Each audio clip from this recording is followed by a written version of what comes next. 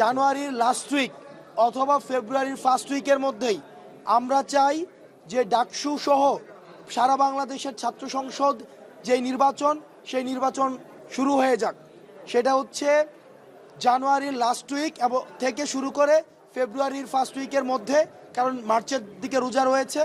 আমরা চাই জাতীয় নির্বাচনের পূর্বেই এই যে ছাত্র সংসদ এবং হচ্ছে ডাকসু যে নির্বাচন, সেই নির্বাচনটির মধ্য দিয়েই হচ্ছে এই অন্তর্বর্তীকালীন সরকারের যে নির্বাচন বা ছাত্র প্রতিনিধিত্ব নিশ্চিত করা এবং হচ্ছে জাতীয় রাজনীতি তথা হচ্ছে ছাত্র যে আমাদের দেখেছেন এই গণ অভ্যুত্থানটি ছাত্রদের নেতৃত্ব হয়েছে, এই ছাত্রদের নেতৃত্বকে লেজিটিমাইজ করার জন্য এবং ছাত্রদেরকে আমাদের দেখা গিয়েছে কি দীর্ঘ সময় আমাদের এই যে ডাকসু ইলেকশন বন্ধ করে রাখা হয়েছিল, পরবর্তীতে 2018-তে হয়েছে, সেটিও এক ধরনের কন্ট্রোলড ইলেকশন ছিল।